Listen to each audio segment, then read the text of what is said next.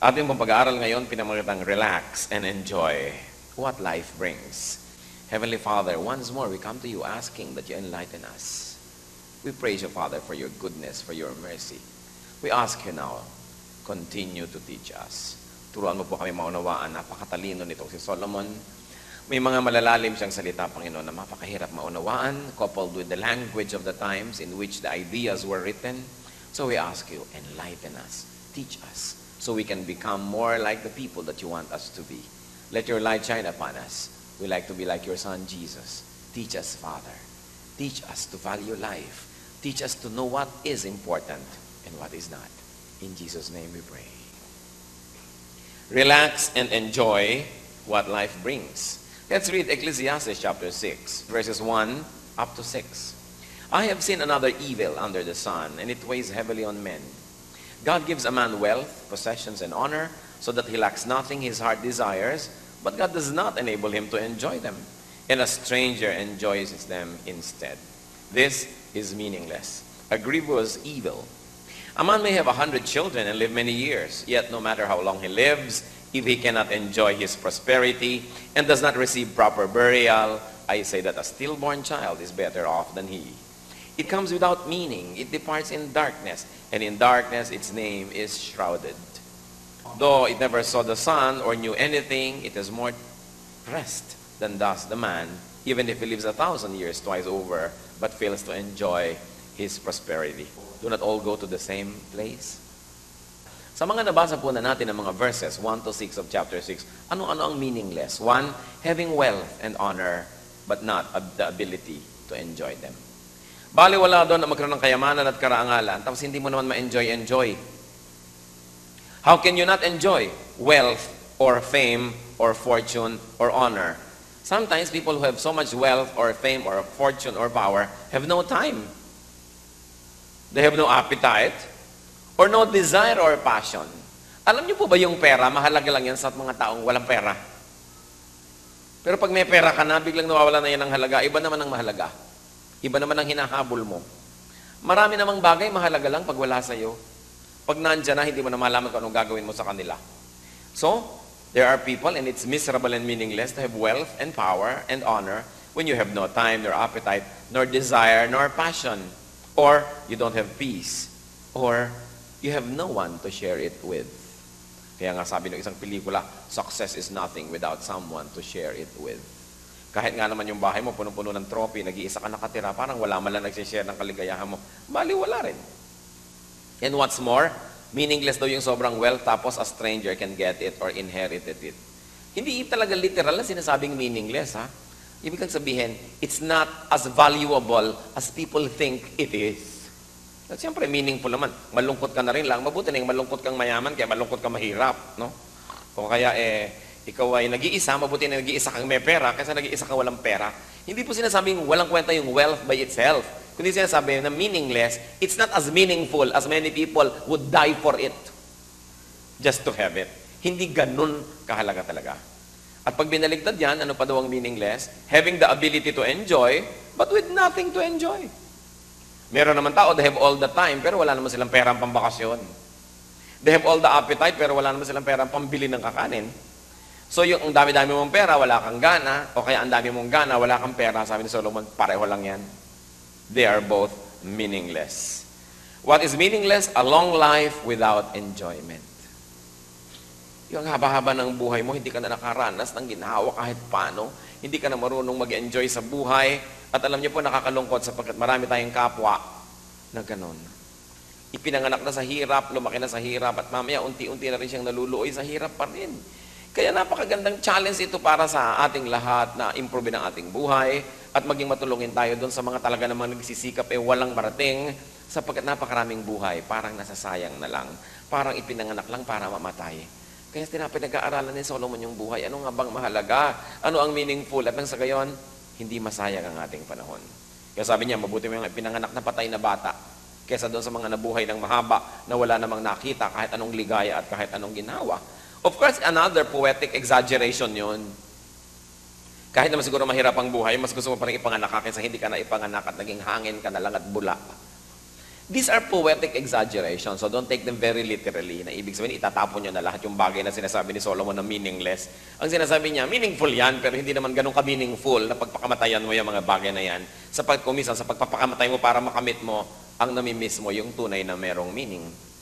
So let's keep on reading Ecclesiastes 6, verses 7 to 9. All man's efforts are for his mouth, yet his appetite is never satisfied. What advantage is a wise man over a fool? What does a poor man gain by knowing how to conduct himself before others? Better what the eye sees than the roving of the appetite. This too is meaningless, a chasing after the wind. So dadagdagan natin ang collection natin ng mga meaningless. At ngayon pangalawa na, ano daw ang meaningless? According to what we have read, struggling for provision because we are never satisfied anyway. Kahit ano daw pagsisikap mo kulang pa rin at kulang. Nagiging balewala tuloy ang sobrang pag-struggle. Hindi ibig sabihin, huwag ka na mag-struggle. Ang ibig sabihin, piliin mo naman yung pag-strugglean mo. Kasi kumisan sinikap mo pa rin pero wala pa rin Baka may iba ka pa namang dapat gawin para meron ka marating. What else is meaningless? Being sensible, for you do not become better off than fools. Sabi, hindi naman gano'n talaga ka husay maging matalino. Marami rin tao hindi matalino, tapos pareho rin tayo ng wakas. Pareho rin tayo namamatay, pareho rin tayo nagkakakanser, pareho lang. Hindi na naman ibig sabihin na huwag maging matalino. Ang ibig sabihin, hindi naman talaga ganun ka-valuable yung katalinuhan para maging ganun lang, tinalikuran mo na lahat ng bagay, lahat ng tao, at pati Diyos. What else is meaningless? Doing what is right when you are poor because you remain poor anyway. Alam niyo ba, kumisan may nagtatanong sa akin, especially mga non-Filipinos, madalas nasasaktan ako, kahit totoo. Sabi, bakit mga Pilipino ang daming tamad? Sabi, bakit naman uunlad ang bansa niyo? Umagang-umaga pa lang, yung mga mahirap, daldalan na ng daldalan. Chismisan na ng chismisan. Inuman na ng inuman. Pagkasweldo ng mga construction worker ng Sabado ng hapon, lasingan ng buong Sabado ng gabi hanggang Linggo, saksakan ng Linggo ng gabi, puntahan sa PGH at pabelya pag Linggo ng madaling araw. Sabing ganon. Bakit ganyan? Anak ng anak, ang dami-daming tao na nakapaligid. Tapos daldalan ng daldalan, kwentuhan ng kwentuhan. Masakit. Totoo pero masakit. Lalo't hindi Pilipino ang nagsasabi. Kuhanin mong empleyada, mga ayaw magtrabaho, daldalan ng mga dispatchadora, ang tingin sa mga bumibili, abala. Tiirapan ka pa, wala ho. Magkano to? Di nyo kaya. Para huwag na lang siyang maabala sa kanyang pakikipagchismisan sa kanyang tindera. Bakit ganyan? Dapat talaga yung mga tindera, lagyan ng salompas ang bibig maghapon. Daldalan ng daldalan, ayaw asikasuhin yung trabaho. Mga dispatchadora na pagka umu-order ka, kulang na lang irapan ka, hindi ba nila alam na pag marami kang ino-order, may susweldohin sila. Yung bang mga ganyan, totoo naman Masakit lang nga, dapat tayo na lang nagsa-self-criticism. Pag iba yung nagsasabi, masakit, defensive ka tuloy. Sasabihin ko, paano naman, magsipag man yung mga yan at gasgasin nila ang buo nilang katawan ng katatrabaho, ang ending pa rin naman, mahirap sila Kakatakas ba sila? Hirap na yan. O susweldohan mo ng minimum wage. So, kunwari, sinusweldohan mo dahil actually, wala naman talaga nabibili yung minimum wage. So, kunwari, nagtatrabaho sila. Hindi yan justification. At sa ating mga kapwa manggagawa, dapat talaga, let's do our best. Pero ang sabi dito ni Solomon, patayin mo man ang sarili mo sa kagagawa ng ganyan. Mahirap pa lang ending. Hindi niya sinasabing huwag ka nang gumawa ng mabuti. Kundi ang ibig niyang sabihin, baka naman may iba ka pang dapat na pinagtutuunan ng dapat mong ginagawa. Kasi yung ginagawa mo, wala naman nagiging bunga para mabago ang sitwasyon mo sa buhay. Baka dapat may iba pa. You know, I am very, very careful not to misread Solomon. Kasi yung mga sinasabi niya ng mga meaningless, hindi ibig sabihin literally walang katuturan. Ibig sabihin, sobra kumisan ang ibinabayad natin sa mga bagay na akala natin mahalaga, pero sobra ang bayad kasi hindi naman ganun kahalaga. Kaya sabi niya, meaningless. At ano naman ang meaningful o better things na nabasa natin? Number 1 sa collection natin ang meaningful and better things out of what we have read. Enjoying what we have than always wanting something else. I think this is very important. Being rich is not how much you have, but how much you enjoy what you have. Ang pagiging mayaman ay hindi yung halaga ng iyong pag-aari at tinatangkilik, kundi kung gaano mo yan na-enjoy sa buhay. Kaya kahit na hindi malaki ang pera mo, enjoy na enjoy mo, mayaman ka. Kesa doon sa ang laki-laki ng pera, tapos hindi naman niya na-enjoy. So ang yaman ay hindi halaga ng salapi. Ang yaman ay kung gaano mo ito nagagamit para ikaw sumaya. Para kapaglingkuran ng pera. At isang magandang turo nitong binasa natin sa Ecclesiastes 7 up to 9. Better what the eye sees than the roving of the appetite. So ano ba yan? Ang hirap na maintindihan. Ibig sabihin lang, kung ano yung nandyan, enjoyin mo at huwag kang maghanap ng wala dyan. Sapagkat kung lagi kang naghahanap ng wala, lilungkot ka na lang ng lulungkot sa buhay. Kung yan ang napangasawa mo, yan na yung nandyan. Enjoyin mo na yan, wala ka ng choice. Hindi yung, naku, sana yung asawa ko, kasing bango ng asawa ni ganon, kamukha ni ganyan, kasarap magluto ng asawa ni ganyan. Sabi nga dyan di ba? Better what the eye sees, yung nandyan than the roving of the appetite. So, enjoy what you have. And stop complaining about what you do not have. So that at least mag-enjoy ka sa buhay. Ano pa po? Let's keep on reading verses 10 to 12. Whatever exists has already been named, and what man is has been known. No man can contend with one who is stronger than he. Anong ibig sabihin na naman yan? Huwag ka nang makipagkante sa Diyos.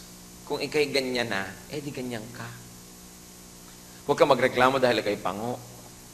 Huwag kang magreklamo dahil hindi ka kamukha ni Judean. Di ba?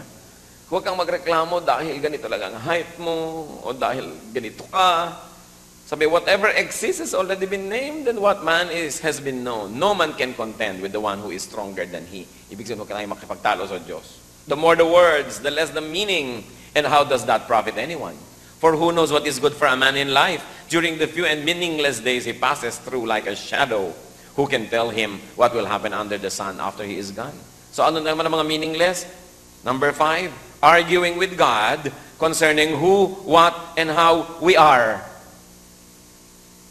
God is too powerful to argue with, and the more we talk with God on these issues, the less sense we make. Life is short and meaningless, sabi noong nagsulat. No one knows what is best for us and what will happen next. So, gusto nyo mag-enjoy sa buhay? Relax and enjoy what life brings. Enjoy your height or lack of it. No? Enjoy your width, your length, and your depth. Kung yan ang nanay nyo, hindi nyo na yun pwedeng palitan. Hanapan nyo na lang ng asset at na mag-enjoy kayo. Etong biyanan nyo, etong anak nyo, eto ang inyong sitwasyon. Merong pwedeng palitan, merong hindi. Yung pwedeng palitan, palitan. Yung hindi, tanggapin at enjoyin. Ganun kasimple ang itinuturo ni Solomon. Hindi puro ka reklamo ng reklamo tungkol sa mga bagay na wala sa'yo. Tuloy, yung nandyan, hindi mo na-appreciate. It is important. Then let's keep on reading. Ecclesiastes 7 this time, verses 1 to 14. A good name is better than fine perfume, and the day of death better than the day of birth. It is better to go to a house of mourning than go to the house of feasting. For death is the destiny of every man. The living should take this to heart. Sorrow is better than laughter, because a sad face is good for the heart. The heart of the wise is in the house of the mourning, but the heart of fools is in the house of pleasure. Ayan na naman ang mga talinghaga, baka lahat kayo magpuntahan sa Arlington Memorial dahil House of Mourning, Tapos ayaw nyo na mag-party kahit kailan, ayaw nyo na mag-birthday, maghunos dili muna kayo, hintayin natin ang mabasa pa. It is better to heed a wise man's rebuke than to listen to the song of fools. Like the crackling of thorns under the pot, so is the laughter of fools. Ano na naman tong like the crackling of thorns under the pot? Yan daw yung lamang pag-aapoy, under the pot, under the stove, Yun lang daw tunog ng nasusunog na kahoy. Ganun lang ang tunog ng mga nagtatawa ng mga hangal. This too is meaningless. Extortion turns a wise man into a fool, and a bribe corrupts the heart. The end of a matter is better than its beginning, and patience is better than pride. Do not be quickly provoked in your spirit, for anger resides in the lap of fools. Do not say, why were the old days better than these? For it is not wise to ask such questions. Wisdom, like an inheritance, is a good thing, and benefits those who see the sun. Wisdom is a shelter, as money is a shelter. But the advantage of knowledge is this, that wisdom preserves the life of its possessor. Consider what God has done. Who can straighten what He has made crooked? When times are good, be happy. But when times are bad, consider. God has made the one as well as the other. Therefore, a man cannot discover anything about his future. Ayan, nawala ng hanap buhay ang mga fortune teller at horoscope makers. Sinabi na, a man cannot discover anything about his future. So ano na naman ang mga meaningless sa collection ng ating binasa? Meaningless number 6, asking why everything is worse than it used to be. Sabi ni Solomon, useless yan. Yung bang, you're always looking for the good old days, the good old days. Bakit nung araw, the good old days? Ngayon, ganito na. Ganito na ngayon, tumigil ka na ng kaiisip nung araw dahil tapos na yun. Why everything is worse off than it used to be. What else is meaningless? Trying to change what God has done. Verse 13, sabi, if God makes something crooked, can you make it straight? Anong nakikita natin dito mga kapatid? Dapat nating mapaglimi-liming, mapag-aralan. Alin ba yung talagang ginanya na ng Diyos? So huwag mo nang baguhin yan. Halimbawa, paano mo, pastor, ganito ang pangako, pwede ko ba itong dalhin sa doktor at papalitan? Napakahirap naman na yung tanong. Diba? Papalitan ko ba itong ginawa ng Diyos? Kasi iba nagagalit, Diyos ang naglagay dyan, bakit mo papalitan? Ba't yung kuko nyo, ginugupit nyo? Hindi, habain nyo na rin niya dahil nilagay yan ng Diyos. So, alin ang dapat at alin ang hindi? I think, dapat nating maisip. Yung pwedeng ma-improve, yung pwedeng palitan na hindi mo naman ibinibenta ang kaluluwa mo kay Satanas, hindi ka napapahamak, hindi ka nakakasakit ng kapwa, keep improving. But there are things that just have to be accepted. May mga bagay na dapat tanggapin. At habang tinatanggap natin ng mas maaga, mas nagkakaroon tayo ng ligaya sa buhay. That is meaningless to try to change what God has done. What is meaningful or what are better things? Number 2, a good reputation at the time of death. Mahalaga daw yun. Yung ikaw yung mamatay na mabango ang iyong pangalan. Sabi niya, that is important. What else? Going to a funeral instead of to a feast. Pumunta na lang daw sa lamayan at libing kesa sa mga pista. Of course, once more, this is poetry. Hindi naman ibig sabihin, hindi ka na pupunta sa masasayang okasyon at hahanapin mo na lang lahat ang patay. But what do funerals do? Funerals remind us that we all must die. So, ang ibig sabihin, kung may namatay, kung merong namamatay, take advantage of it by thinking about your life. Na mamaya, ikaw naman ang susunod. So, dapat mapaghandaan mo yan at yung buhay na ipapahiram pa sa'yo, magkaroon ng saysay, magkaroon ng katuturan. Kaya sabi niya, mabuti ang nagpupunta sa mga patay. Kung naiisip niya at naaalala na siya may mamamatay din, haharap din siya sa Diyos, mapaghahandaan niya ito at hindi niya aaksahin ang maiksing buhay na ipinahihiram. Choosing sorrow over laughter. Sabi ni Solomon, mabuti yan. It is meaningful.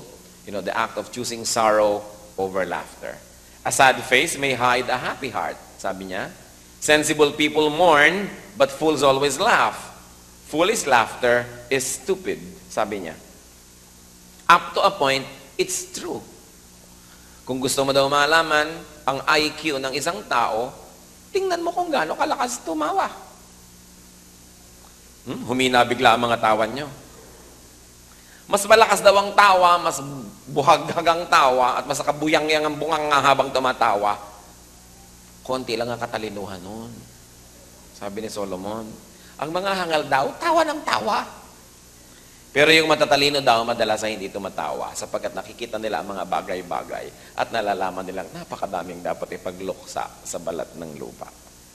Ngayon, pumili kayo. Gusto niyo bang matalino kayo? O tawa kayo ng tawa? Kaya kumisa nakakarinig ka sa mga ina, kinakausap ang kanilang anak na binata. Anak yung nililigawan naman kung makahalpak ng tawa, napakalakas. No? Mga mukhang hindi siya matalino, anak. Alam niya naman, the empty can strikes loud. Diba? Yung latang walang laman, pag nalaglag, ang ingay, yung puno, tahimik. Hindi naman laging ganun. May mga matalino rin naman kung minsan malakas tumawa. Pero siguro mga 99%. Pag napakalakas tumawa, magduda na kayo. Pigil na pigil tuloy ang mga tawa nyo ngayon. Exempted muna ngayon, ilabas yun na ang natural. Totoo naman yung mga taong hampasan ng hampasan sa kalye, mga babaeng, ha ha ha ha, yan yung mga hinahabol ng lasing. Yan ang tinatahulan ng aso. At kung may kasamang lalaki, yung mga kasamang lalaki niya napapahamak. Dahil sa kalakasan tawa ng mga babaeng ito, nakaka-attract sila ng wrong attention, nasisipulan, nasasabihan ng mga malalaswang salita. Yung kasama naman nilang lalaki, magsusuperman, ipagtatanggol ang babaeng dapat yung itulak sa imbornal at talaga naghahanap ng gulo. Sa katatawa na lang, naghahanap talaga ng gulo. Diba? Napapahamak tuloy ang tatay o kuya o asawa dahil hindi marunong mag-conduct ng sarili. Kaya sinasabi dito ni Solomon, Yang sobrang malalakas na tawa, pagdudahan. Ano pa daw ang meaningful? Aside from choosing funerals over mga kung ano-anong mga party, harsh correction than praises of fools. Mas mamatamisin daw natin yung pinintasan tayo, kinriticize, pinagalitan ng matalino, kaysa pinuri ng hangal. Pag may matalinong tao at pinagagalitan kayo, pag merong accomplished, successful, advanced, well-evolved tao na kayo'y kinikriticize at kayo ay sinasabing, mali ito, tama ito, ganyan yan, dapat kayo magpasalamat, dapat pa nga kayo magbayad ng matrikula dahil kayo natututo. Mas mahalaga daw ang pagsansala, ang pagkriticize, ang pagtatama ng marurunong kaysa ang paghanga ng mga hangal. So titingnan natin yun. Pag may humahanga sa'yo, teka, matalino ba itong humahanga sa akin o hindi? Kasi kung hindi naman matalino itong humahanga sa akin, hindi naman ako dapat matuwa. Dahil hindi naman ako kahanga-hanga, kasi lang hindi siya matalino. Kaya napaka-importante. What else is important? Completing than beginning anything. Hindi naman ibig sabihin, huwag na tayong mag-begin o mag-umpisa ng anumang bagay, pero what is the unsaid? Pag may inumpisahan ka, tapusin mo.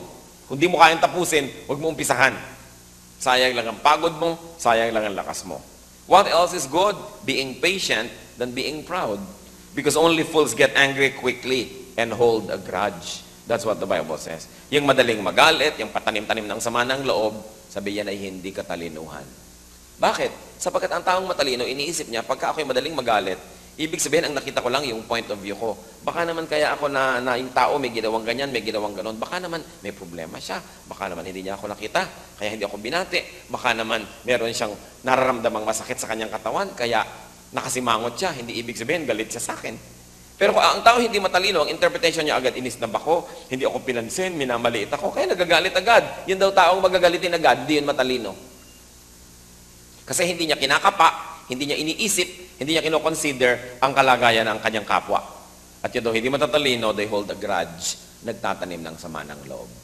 Siyempre nga naman, kung matalino ka, sabi mo, ayoko magtanim ng sama ng loob. Una, pag nagalit ako sa kapwa ko, magagalit sa akin ng Diyos. Pag hindi ako nagpatawad sa kapwa ko, hindi ako papatawarin ng Diyos. Tapos kung ako may sama ng loob na itinikimkim sa puso, ako tong hindi makakain, ako tong hindi makatulog, ako tong naguguluhan ng buhay, ako tong kakaba-kaba. So, dapat hindi ako magtanim ng sama ng loob. Kaya napakahalaga nung pinapakita dito ni Solomon. Marami po sa atin mga kapatid, we don't enjoy life kasi may dala tayong sama ng loob. Dala ng sama ng loob sa ating kapwa, kaya tuloy konting ginagawa lang niya, madali na tayo magalit. Kasi meron nang nakikimkim dito, madaling mapuno dahil may naipon na eh. Isang patak lang, puno na. Kaya tuloy napapaaway tayo, hindi tayo nag-e-enjoy, madalas tayong mainis, magalit, and this is not good. Sabi ni Solomon, that is meaningless. What else is meaningful as far as Solomon is concerned? Having wisdom than an inheritance. Mas marunong daw yun kesa sa maraming minana. Oo nga naman. Kasi pagka merong isang taong matalino at walang pera, at merong taong mayaman at hindi matalino, pag nag-brown out, kahit ilang minuto lang, pag nagkailaw uli, yung kayamanan ng hindi matalino, nandun na sa mayaman. Sabi kaya mas mabuti na ikaw ay may karunungan kesa sa ang iniisip mo lang, magmana ka ng magmana ng pera o puro pera lang. Sapagkat ikaw may magkaroon ng maraming pera, kung hindi ka marunong, hindi mo yan ma-maintain. Kaya mahalaga, maging marunong ang tao, hindi lang maging mayaman. At, ito pa napakahalaga, riding on the tide. Sabi, being cheerful when times are good, and thinking what it means when times are sad. To quote from what we have read, sabi niya ganon, when times are good, be happy, but when times are bad, consider. Ibig sabihin, pag masaya ang panahon, magsaya ka. Pag masasaya yung mga tao, makisaya ka. Hindi yung lagi ka nalang nakakontra. May mga taong ganyan eh, hindi sila masaya at lahat ng kasama nila hindi sasaya dahil lagi silang nakakontra. Pag masaya tayo, malungkot siya. Pag tayo ay east, siya ay west. Pag tayo ay go, siya ay stop. Meron ba kayong kilalang ganung tao? Ang hirap kasama. O baka kayo yon. Yung lagi na lang nakakontra. Pag gusto ng mga tao ay red, ikaw ay blue. Pag gusto nila ay tubig, ikaw ay fire. Basta lagi na lang iba. Sabi, ride the tide. Kung ang panahon ay masaya, magsaya. At kung panahon ay malungkot, maglungkot. Talagang ganon, dumadating yan. Why daw? Because God makes both good and bad times. Pag pinapayagan ng Diyos, edi siya rin ang mailikha. So, huwag labanan ng Diyos. Panahon ng kalungkutan, yung iba naman nalulungkot dahil namatayan, iyak ng iyak. Huwag ka nang umiyak, huwag ka nang umiyak. Kailan ako iiyak? Bakit nga ba may mga tao na awat ng awat doon sa gustong umiyak pag may namatay? Sige pa, iyak pa. Iyak pa. More. Ganun dapat pag may namamatayan. Hayaan yung maubos ang luha at ang mapagod at ang makatulog. Bakit ba naman kasi pinipigil yung umiiyak? Pagka merong ililibing, bubuksan yung atol, sabi, isaran nyo na. Eh, sige, titigan nyo, tingnan. Yakapin. Huwag naman yakapin. Yung pala, sige, tingnan na lang. Alam niyo, sasama na ako, bitawan nyo. Itulak nyo. Pag hindi dali-daling umahon yan. Bakit lagi kasing pinipigil? Kasi pag may patay, panahon talaga ng kalungkutan. Diba? Eh di malungkot ka.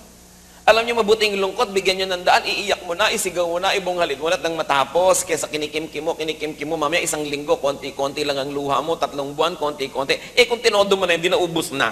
Ulan man at tikatik, maghapon. Pero pag biglang buhos, tapos na. So sinasabi ni Solomon, panahon ng kalungkutan, maglungkot tayo. Abnormal naman na hindi maging malungkot. Ngayon, panahon ng saya, magsaya. Ganyan ang buhay. Sabi, dahil yung panahon ng lungkot at panahon ng saya, Diyos din naman ang pumapayag na dumating yon. So, huwag kontrahin. This keeps us from knowing what will happen next, sabi niya. Dahil hindi mo alam, sasaya ba ako bukas o lulungkot ba ako bukas? At yan daw isang paraan ng Diyos para hindi natin malaman talaga kung ano mangyayari. Bakit? At nang laging sa Kanya tayo umasa.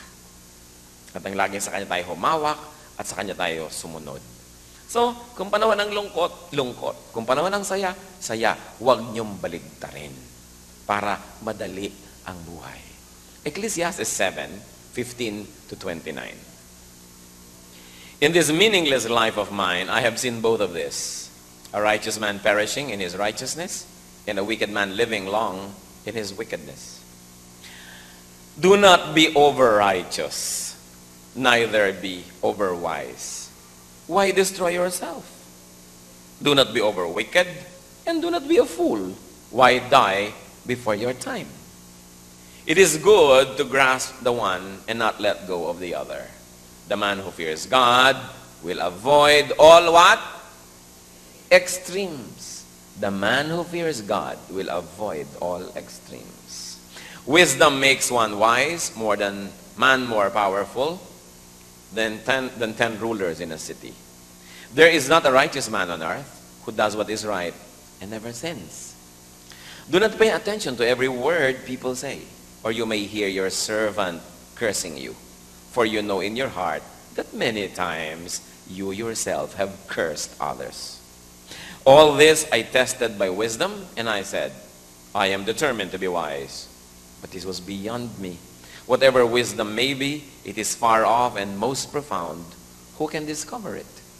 So I turned my mind to understand, to investigate and to search out wisdom and the scheme of things, and to understand that stupidity of wickedness and the madness of folly. I find more bitter than death the woman who is a snare, whose heart is a trap and whose hands are chains. The man who pleases God will escape her, but the sinner she will ensnare. Look, says the teacher, this is what I have discovered. Adding one thing to another to discover the scheme of things, while I was still searching but not finding, I found one upright man among 1,000, but not one upright woman among them all. This only I have found. God made mankind upright, but men have gone in search of many schemes. In so many words, ano na naman na itinuturo sa atin ni Solomon? What is meaningless? Number 8, listening to everything that everyone says. Tandaan nyo yan. You should not listen to everything that people say. Why? Dahil baka madilig nyo, pati katulong nyo, minumura kayo. Minumura kayo niyan. Liba na lang talaga kayo perfect na amo. So, ba't nyo pa gustong malaman? May mga tao naghahanap ng baho. Kung pwede na lahat ng imbornal amuyin at lahat ng mabaho buklatin. Yung bang, hoy, anong sabi ni ano? Anong sabi niya tungkol sa akin? Anong sabi niya tungkol sa akin? Ba't yung ba inaalam? Para lang kayo malungkot? Bakit nyo gustong malaman? Sabi ni Solomon, don't listen to everything that everyone says. Because you will only hear people cursing you. Mga amo, ano bang iniisip ng mga sekretary niyan tungkol sa inyo? Mga construction managers, anong iniisip ng mga laborer tungkol sa inyo? O mga amo sa bahay, anong iniisip na inyong katulong? Bihira naman siguro yung, wow, love ko ang amo ko, ang bait ng amo ko. Kung mai-extrain yung utak niyan, papalayasin nyo ngayon din. Kaya ang sabi ni Solomon, huwag nyo nalang x-rayin. Kayo din naman maraming iniisip laban sa kanya at sa iba pa eh. Ganyan lang talaga ang tao. So huwag na kayong maghanap ng trato ng iba na hindi nyo naman ginagawa sa inyong kapwa. In other words, Solomon was saying, there are people you should never listen to. May mga tao, never kayo dapat makinig sa kanila and you should never hear them dahil lulungkot lang kayo. At ano pa? There are things naman that you should not listen to or hear even from people that you listen to. So, ilang klaseng tao? Taong kahit kailan hindi nyo dapat pakinggan. Lulungkot lang kayo. Number 2, sa mga pinapakinggan yung tao, may mga bagay pa rin silang sinasabi na hindi pa rin dapat pakinggan o di dapat marinig. Sapagkat meron pa rin silang sasabihin na nakakasakit sa inyong damdamin. Ang point, mabuti sana kung ang sinasabi nila, magagamit natin para improve ng ating sarili. Pero kung hindi, nasasaktan lang tayo, di wag nyo nang pakinggan para kayo sumaya sa maiksing buhay na ipinapahiram ng Diyos. This is what Solomon is saying. Listening to what everyone says is useless. Meron po tayong mga kilalang tao, paghahango sa akin, ako, meron ako nagko-complain tungkol sa ating Bible study. Ilan ba yung umaattend sa Bible study? 20. Ilan yung nagko-complain? Isa ho, yaman na, charge it to statistics. Alam nga namang 20 naging happy, alam nga naman tayong perfect. Laging may hindi happy dyan. Ngayon, kung may 19 na nagre-reklamo, makinig ka na. May isa, may 2, laging ganyan. When people live together, some will smile and some will frown. But you need not mind them. Travel on as best as you can. Take them as you find them. But don't change your ways, don't change your plans, don't change your life every time one person complains. Dahil alam nyo, kung ako lang makikinig sa tao, hindi ko na malaman kung maglalagay ako ng bigote o wala. Nag-ahit lang ako, nagkaroon ng kaguluhan sa buong Plaza de Goite. May mga nagsasabing, hindi ako dapat mag-ahit. May nagsasabi naman, mag-ahit ako dapat. Ano kaya ilagay ko yung kaliwa na may bigote, kanan, meron para sumaya ang lahat. Kung wala akong pakialam sa gusto nyo, gusto ko mag-ahit, tapos. Kasi kung lagi nyo papakinggan lahat ng tao, para kayong hilong talilong, kung saan kayo ipaling, doon kayo haharap. Lalo sa leadership, not everyone will be happy. Iba-iba ang tao, pag pinakinggan yung lahat, mababaliw kayo. Anong mahalaga? Humaharap ka sa Diyos araw-araw, malinis ang konsyensya mo, alam mo, you have done your best, but you are not perfect. You may not even be excellent. You may not even be very good. You may only be fair. But if this is already your best, yun na yun. Yun ang sinasabi, huwag yun ang baguhin ang nilagay dyan ng Diyos. Kung talagang IQ mo 10, alam nga naman magpakamatay ka para maging 15. Di yun na. Just do what you can to improve your life within the context and the confines of what you can do, but don't kill yourself and don't kill others trying to do what you cannot do. Dahil hindi ka sasaya and you will make everybody else around you miserable. Sabi niya, huwag kayong nakikinig. Lagi. Kasi ang tendency kumisan, even pastors, you know, meron kang 200 members, tapos merong 2 nagre-reklamo, parang ang bigat-bigat na ng mundo mo, basan mo na ang daigdig dahil sa 2 ito. Sabi ko, pag kayo 100 tao, no?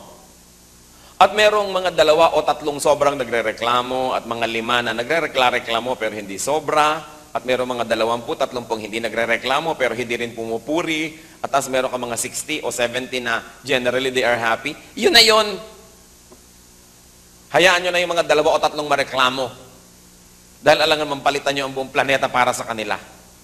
Basta alam nyo na yung inireklamo nila, unachievable naman, at saka talagang hindi pwede, di, huwag nyo nang pansinin, you cannot please everybody.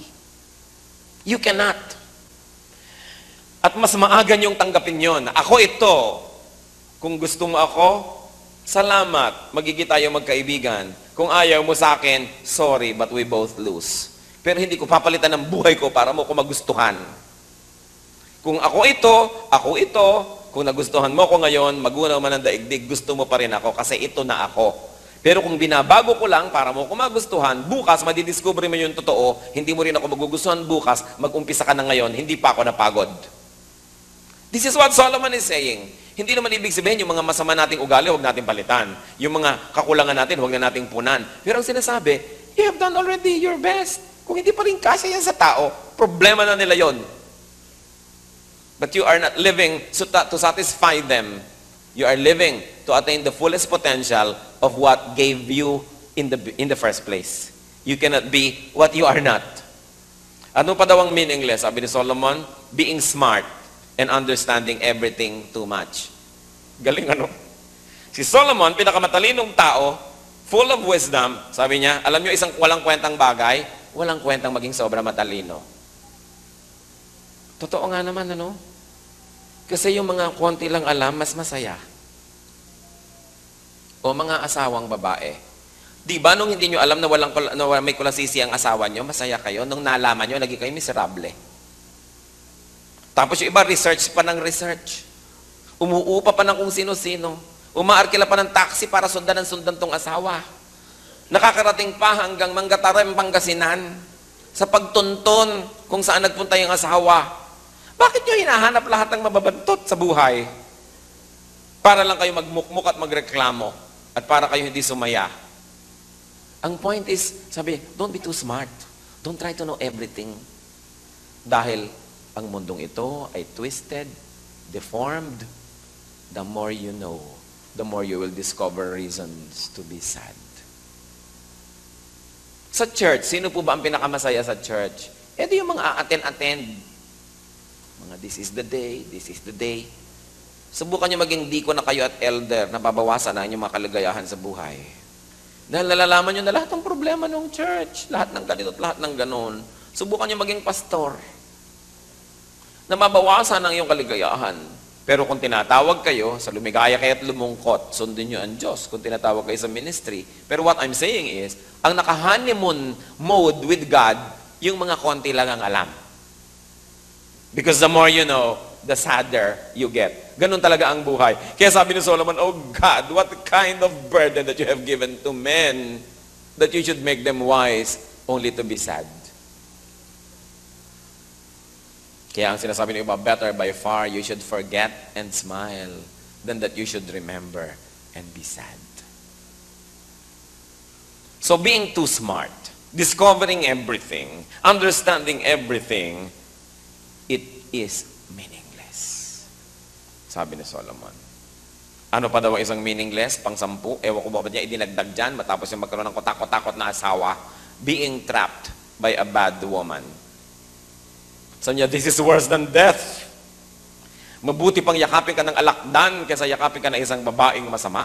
Sabi niya, it is very hard to find a good woman. Sabi niya, sa 1,000 tao, makakakita ka ng isang mabuting lalaki. Pero sabi niya, sa 1,000 tao, wala akong makita ng mabuting babae. Aba, ewan ko, ay di ako may sabi niya, no? Basahin niyo siya, may sabi. So sabi naman ng wife mo sa'yo, hoy, 1,001 na ang nakita mo, kaya ako na yon. Buti na lang at 1,001 ang napagpilian. Nagkaroon ng chance. Of course, it's a figure of speech. Si Solomon kasi, ang dami niya naging wives, libo-libo. So yun siguro, sa dinami-dami ng mga babaeng ito, walang gusto ang mga ito, kundi allowance. No? Walang gusto ang mga ito, kundi bili mo ko nito. No? Na-realize na niya yun. Na hindi naman sumasama sa kanya dahil mahal siya. No? So, nakita niya sa kanya, being trapped by a bad woman. Now, what else is meaningful as we have read? And this is important, brothers and sisters. Keeping to the middle of the road. Sabi niya, do not be too good. Baka akala nyo, iniimbento ko. Ecclesiastes 7:20. There is not a righteous man on earth who does what is right and never sins. Sabi niya, huwag ka nang masyadong righteous. Tama na yung righteous ka, pero not over-righteous. Do not be too smart. Sabi niya ganon. In other words, what is Solomon saying? Do not be a perfectionist. Yung iba naman, perfectionist. May dadalhin sa church, hoy, pag nandun, ha? Huwag kang magsasabi ng mga 4-letter words, ha? Tsaka huwag kang maninigarilyo, ha? At tsaka, ang isuot mo yung conservative, ha? At tsaka ganito, ganyan. Sabi, huwag na nga ako sumama. Yung napaka-perfectionist mo naman, kaya nga pupunta sa church yan, marami kasalanan sa mundo. Huwag lang kaming ihawa, at huwag lang niya ipaghalandakan. Welcome naman siya, hindi niya kailangan mukhang madre o mukhang monk para dumating sa church. Kaya nga nagpupunta sa church yung tao, may problema eh. Alam nga namang pinagpapanggap mo na siyang perfect para siya maging welcome. Eh kung perfect na siya, hindi na niya kailangan ng church. Marami po kasi mga Kristiyano, over-righteous. Alam ko pa nga meron akong alam na camp. Christian camp. Ha? Christian camp. Nagbabaan ng truck-truck ng mga young people para mag-camp. May nakita daw yung camp director na isang batang lalaking mukhang homosexual yata, naka-eyebrow o kung ano man yun. Pinauwi. Bawal daw ang bakla sa camp. Ang point ko, ba't ka pa nag-camp? Kung papauwiin mo lahat ang mga ayaw mong tao at may mga problema kang tao, kaya nga may camp dahil yung mga tao ay kailangan nilang makita ang Diyos, kailangan nga nilang makahalubilo ang kapwa Christian o mga Kristiyano, kung di man sila Christian, at ang sila ma-lift up. Sobra naman taas ng requirement para ka sumali sa camp na ito, na kailangan wala kang nobyo. Pag may mga nobyo, hindi pinapasali, puwera. Di wala nang natira doon sa camp. Kala nyo ba anak nyo walang nobyo? Kala nyo lang yon. Ayaw nyo maniwala, ano? Don't be on denial. Marami mga magulang on denial. So, anong ibig natin sabihin dito? Keep to the middle of the road. Be righteous, but do not be excessively righteous. Meron naman birthday party, isinumpa ko sa sarili ko, hindi na uli ako a-attend. Akala ko birthday party, yung pala worship service na naman. Kakawa-worship ko lang kanina, nagpunta ako sa birthday, worship na naman. Akala ko ba birthday to? Hindi na ba tayo pwede magsaya ng walang ganon, walang opening prayer, o kahit man lang meron, yung walang sermon, walang exhortation. Kulang na lang, may collection. Pero party yun. Ang lahat ng bagay meron namang tamang lugar. Hindi naman nadadaan niya sa sobrang kabanalan. Kada kibot na lang, dasal ka ng dasal. Kada kibot na lang, bubuksan mo yung scripture kahit wala ka sa panahon, wala ka sa timing. Kaya sabi sa Bible, do not be over-righteous. Pero meron din sinabi, do not be too evil and too foolish. Bakit daw? Kung minsan may ginagawa kang mali, nakakalampas. Kung minsan may ginagawa kang mali, napapatawad. Pero subukan mong napakarami mong ginagawang mali, sunod-sunod, mapupuno agad ang salop, kakalusing ka, tapos ka agad. Sabi yung excessively bad, masama din yan. Kasi, sabi ganon, you will die early. How do you die early? Either you physically die early because of your evil deeds, or buhay ang iyong katawan pero patay na ang espiritu mo, patay na ang iyong emosyon dahil sa sobrang ng sama. In other words, what is Solomon saying here, brothers and sisters? Do not be an extremist. Huwag kayo magiging extreme. Napaka-extremely formal o napaka-extremely casual. Parehong hindi mabuti. Napaka-extremely conservative at napaka-extremely liberal. Parehong hindi mabuti. Anong sabi ni Solomon? Have a little of the other. Mag-balance ka. Huwag naman yung nagbabiyahe ka sa kalsada, ang laki-laki ng kalsada, pwede ka naman sa gitna. Nandito ka na sa kagilid-gilid-giliran, Cannon Road pa man din, ang dinadaanan mo, kaya mahulog-hulog ka na kumisan. Sabi, do not be an extremist. Yung mga ibang magulang, sobrang istrikto. Meron naman sobrang luwag. Merong sobrang tipid. Meron namang sobrang gastador. Ang lahat ng yan, sabi, walang kwenta. Have a little of both, timplahin mo yan. Pero hindi naman sinabing have a little of sin and a little of goodness. No? Baka yan naman ang pagtimpla-timplahin nyo na ganun. Ang point is, tanggapin mo that you cannot be perfectly holy. And do not impose that perfection on others. Their best should be good enough. Why should we make life so miserable for everyone? At ang pang-sampu pa na meaningful, obeying God. Sabi niya, a man can escape the trap of an evil woman if he obeys God. Siguro dalang-dala itong si Solomon sa mga women of his life, hindi natin alam. But the point is, sabi niya, when you obey God, evil men cannot entrap you. Baligtarin din natin kasi totoo rin yun parang salamin, laging kabaligtaran, totoo rin. Obey God and no evil man can entrap a woman. Pareho lang dapat nag-o-obey sa Diyos. In other words, let's try to make sense out of this kasi ang dami nating binasa. Tapos habang nagbabasa ka, hinihiwalay mo yung meaningful tsaka meaningless. Kung minsan nakakalito. So what do we get here? I like to highlight on a few important things. Ang gusto na sabihin ng libro, relax and enjoy what life brings. How do you do that? One, find ways and means to enjoy what God gives you. If God gives you wealth or honor or whatever, enjoy it. Enjoy what God gives you. Do not always withhold pleasure. Merong mga tao, hindi nila ine-enjoy ang binibigay ng Diyos. May magandang bahay, doon nakatira sa likod. May magandang kusina, ayaw gamitin, doon sa dirty kitchen gumagawa. May ang gandang upuan, ayaw upan, tinatakpan ng plastic, at doon nakaupo sa kung ano-ano mga bangko. Sabi, enjoy what God gives you. Ano pa? Enjoy what is there. Do not fret for what is not there. Do not always pine for the good old days, the good old days. Sabi nga ni Percy Bysshe Shelley, we look before and after. We look before, we look after, and pine for what is not. Ang hinahanap natin yung hindi ito, kundi yun, kundi yun. We look before and after and pine for what is not. Our sincerest laughter with some pain is fraught.